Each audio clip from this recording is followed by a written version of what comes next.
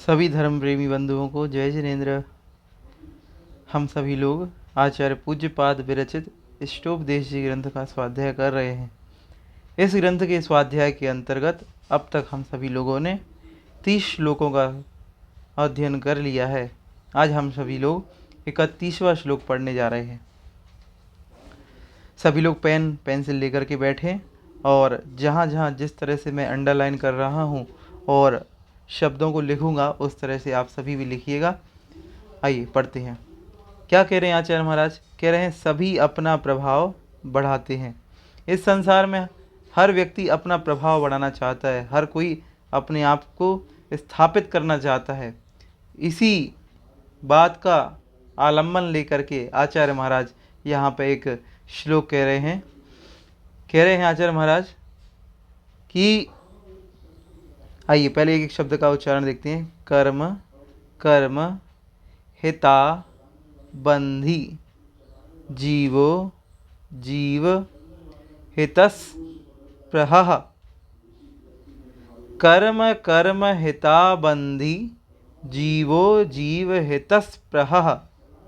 स्व स्व स्व स्व प्रभाव भूयस्त्वे भूयस्त्वे स्वार्थम को व न वांछति। स्व स्व प्रभाव भूयस्त्वे स्वार्थम को व न वांछति। आइए लयबद्ध तरीके से इसको कैसे पढ़ें देखते हैं। कर्म कर्म हिता बंधी जीवो जीव हितस्पृहः। स्व स्व प्रभाव भूयस्त्वे भूयस्त्वे स्वार्थम को वा न वांछति। इस तरह से इस श्लोक का उच्चारण हुआ। यहाँ पे एक शब्द है भूयस्त्वे, तो भूयस्त्वे भूयस्त्वे इस तरह से इसका उच्चारण करिएगा। आइए अब एक एक शब्द का अर्थ देखते हैं। कर्म कर्म हिता बंधी। कर्म जो कर्म हैं, जो 8 कर्म हैं, वह अपने हित रूप मतलब उनके जो साथी कर्म हैं उन साथी कर्मों को बंधी अर्थात बांधते हैं। कर्म अपने जो हितकारी कर्म हैं, जो हितकारी जो साथी कर्म हैं उनको बांधते हैं। कर्म अपने हित रूप अन्य साथी कर्मों को बांधता है। तथा जीवो यह जो जीव है, यह जो आत्मा है, जीव अर्थात आत्मा, यह जो आत्मा है यह अपने हितकारी आत्मा के लिए जो हितकारी है, हित से यहाँ पे हित लेना है, अच्छा लेना है, और जीव से यहाँ आत्मा लेना है। जो अपनी आत्मा के लिए हितकारी है उसकी इस प्रहा अर्थात इच्छा करता है। यह आत्मा अपनी आत्मा के हितकारी जो चीज़ें हैं, जो आत्मा के लिए हितकारी है उसकी इस प्रहा अर्थात इच्छा करता है। कर्म अपने कर्म जो उसके लिए हितकारी है ऐसे कर्मों को बांधता है, और आत्मा अपनी आत्मा की हित की इच्छा करता है। आगे देखते हैं।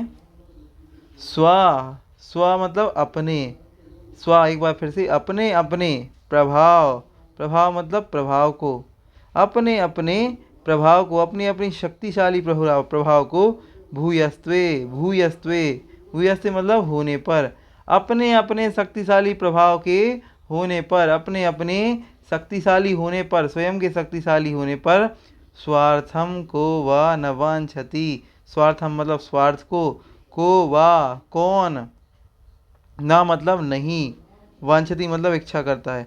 अपने स्वार्थ की इच्छा कौन नहीं करता है, अर्थात सभी अपने स्वार्थ की इच्छा करते हैं। यदि आप शक्तिशाली हैं तो आप अपने स्वभाव की इच्छा स्वयं करेंगे।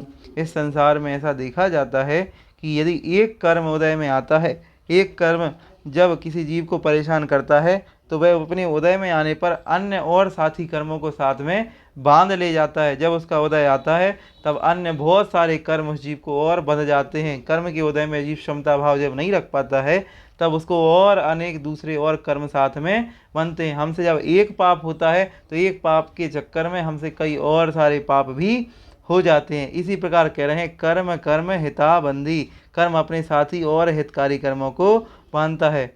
और जो जीव है, जो आत्मा है, जब एक बार अपने हित के पथ में लग जाता है, अपने अच्छे के हित में लग जाता है, तो अपने हित की, जीव यह आत्मा अपने हित की इस प्रकार अर्थात इच्छा करती है।